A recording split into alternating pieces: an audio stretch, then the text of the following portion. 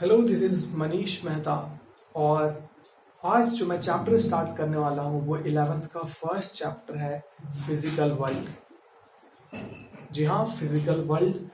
इस चैप्टर को लोग नेग्लेक्ट कर देते हैं, नहीं पढ़ते क्योंकि इससे क्वेश्चंस नहीं पूछा जाता एग्जाम्स में। ठीक है, तो उससे क्या होता है, इस चैप्टर पे हम लोग इंटरेस्ट नहीं लेते हैं और ये चैप्टर देखने में भी बड़ा कॉमन लगता है तो छोड़ के आगे बढ़ लेते हैं। बट इसका घाटा ये होता है कि हम फिजिक्स को उस वे में नहीं देख पाते जो एक्चुअली में इस वर्ल्ड में हो रहा है। फिजिक्स ने इस वर्ल्ड को कैसे चेंज किया, उससे हमें कैसे बेनिफिट मिला, ये सब चीज हमें इस चैप्टर में थोड़ा ना थोड़ा ओवरव्यू मिलता है। मतलब हमारा इंटरेस्ट जो है फिजिक्स की ओर और बढ़ जाएगा जब इस चैप्टर को थोड़ा सा पढ़ लेंगे। बहुत बड़ा चैप्टर नहीं है, स्टोरी टाइप का चैप्टर है, सिर्फ थ्योरी, कोई भी न्यूमेरिकल्स नहीं, लेकिन बहुत ही इंटरेस्टिंग चैप्टर है। ठीक है, एनसीईआरटी से जरूर पढ़ना इसे। मैं वीडियो आपको जो इसमें एक्सप्लेन कर रहा हूँ उसके बाद आप एनसीईआरटी का वो चैप्टर पूरे अच्छे से रीड करना। ठीक है, हम लोग जो भी चीज पढ़ते हैं ना, एग्जाम ओरिएंटेड पढ़ते हैं।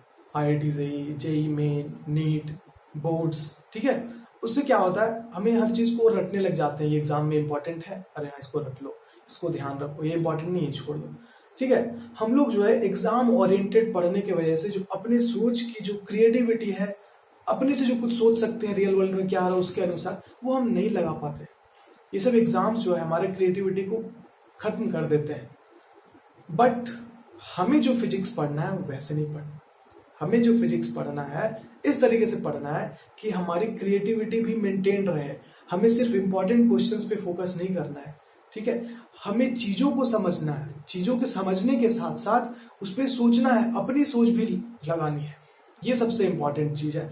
उस चीज को अगर आप करने लग जाओगे तो मजा आने लग जाएगा, और मजा आने लग जाएगा तो सब चीज समझोगे। कोई भी चीज याद नहीं रखना होगा, और जब चीज याद रखना नहीं पड़ता है, उसमें इंटरेस्ट लेने लगते हैं तो वो कभी भी बोझ नहीं बनता। ठीक है, तो यही सबसे बड़ा रीजन है हमारे स्टडी हम पे बोझ लगता है। एक्चुअली में यार करना तो पढ़ाई ही है।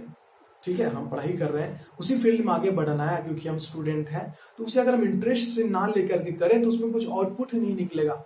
मैं बता रहा हूँ, एग्जाम्स भी क्वालिफाई नहीं होंगे। लेकिन अगर आप इंटरेस्ट से करते हो तो एग्जाम्स क्या, हर चीज क्वालिफाई हो जाएंगे। एग्जाम्स तो एक, ये जो फिजिक्स से एक बड़ा सा सेट है उसका सबसेट है एग्जाम्स। ठीक है, तो इस चीज को ध्यान रखते हुए मैं इस चैप्टर को बताता हूँ, उसके बाद आपका जो इंटरेस्ट है फिजिक्स में और इंक्रीज करेगा। ठीक है, तो पूरे जो भी चीज बताऊंगा इस वीडियो में पूरे ध्यान से सुनो आप। तो सबसे पहले मैं जो पूरा बेसिक से स्टार्ट करता हूँ।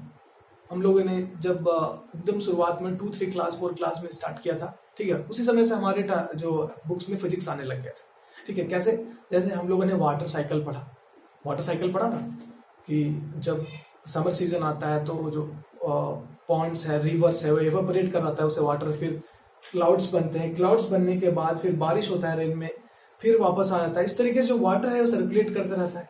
तो इस चीज को कौन एक्सप्लेन किया? फिजिक्स एक्सप्लेन किया। ठीक है, और फेनोमेना हाँ, 9th में हाल फिलहाल में आप पढ़े होंगे कि जो रेनबो फॉर्म करता है वो क्यों फॉर्म करता है? वाटर ड्रॉपलेट्स में लाइट घुसता है, टोटल इंटरनल रिफ्लेक्शन होता है। ठीक है, इस तरीके से वहां पे रेनबो फॉर्म करता है। एक घड़े में एक पानी कैसे हो सकता है भाई?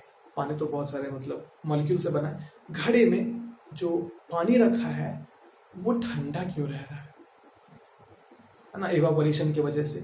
इस तरीके से बहुत सारे फिनोमेनन को हमने अभी तक पढ़ा है क्लास 10 तक और सीखा है। ठीक है, तो वो जो भी इस नेचर में जो भी फिनोमेना हो रहे हैं उसके हम लोग रीजन को ढूंढने की कोशिश करते हैं कि वो क्यों हो रहा है, कैसे हो रहा है। वो चीज जो बताता है वो है हमारा फिजिक्स। ओके, फिजिक्स ही इस सारे फेनोमेनास को एक्सप्लेन करता है, जितने भी फेनोमेना यहाँ इस वर्ल्ड में, इस यूनिवर्स में हो रहे हैं। और भी छोटे छोटे एग्जांपल्स है, जैसे why the sky is blue.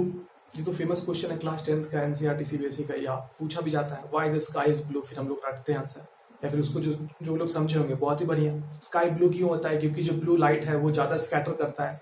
Reason समझे ना उसके पीछे, उसके पहले तो नहीं पता था। फिर देखते कि सुबह में सूरज लाल क्यों होता है, शाम में भी सूरज लाल क्यों होता है? क्यों? क्योंकि जो रेड लाइट है उसका जो वेवलेंथ ज्यादा होता है तो ज्यादा दूर तक ट्रैवल करता है। मतलब जितने भी फेनोमेना हो रहे हैं सबको हम लोग जो है कहीं ना कहीं पढ़ रहे हैं, और उसको जो सपोर्ट कर रहा है उस स्टडी को, वही है फिजिक्स। ठीक है, उस फेनोमेना को जो हम लोग स्टडी कर रहे हैं। अब ऐसा है, ये कहाँ से आया है, क्वेश्चन आना चाहिए ना, ये कहाँ से आया है? ये तो हम लोग पढ़ रहे हैं, सब चीज सीखे, तो ये कहाँ से आया है? तो ये एक दिन में नहीं बना। जो भी आपके बुक्स में लिखे हुए हैं, जो भी चीज, ठीक है, जो भी नया चीज सीखने को मिलता है आपको, अच्छा ऐसा होता है कि वो आप कभी सोच नहीं सकते। हाँ, यहाँ बहुत सारे स्टूडेंट आगे जाकर साइंटिस्ट बनेंगे, कुछ इन्वेंट करेंगे, बहुत अच्छी बात है, बट अभी तो आपने नहीं सोचा ना, अभी इमेजिन भी नहीं कर सकते। उस तरीके से लोग कैसे इमेजिन किए होंगे फर्स्ट टाइम पे, ठीक है। बहुत सारे ऐसे चीज आगे पढ़ोगे आप जो लोग यार ये तो मैं कभी सोच ही नहीं सकता था, कैसे सोचा होगा साइंटिस्ट, ठीक है। तो वो जो चीज है वो बहुत सालों से बनाया गया है इस चीजों को, एक साल नहीं, 100 साल, 200 साल, 300 साल, 400, 500, 600, 700, 1000 साल ओल्ड है ये सब चीज। थ्योरीज धीरे धीरे बनती आई है, कोई कुछ बोला, फिर उसमें मॉडिफिकेशंस हुआ, फिर कोई कुछ बोला, कोई और थ्योरी दिया, कोई ऐसे दिया, कोई ये समझाया। मतलब जितने भी हजारों करोड़ों फेनोमेना हो रहे हैं सबको इंसान ने समझाने की कोशिश किया, फिर भी हमने सारे कुछ को नहीं समझाया। बहुत सारे ऐसे फेनोमेना जो अभी अनएक्सप्लेन्ड है, उसका कुछ पार्ट ही हम लोगों ने एक्सप्लेन किया है, ठीक है। सबसे बड़ा क्वेश्चन जो है अभी तक का,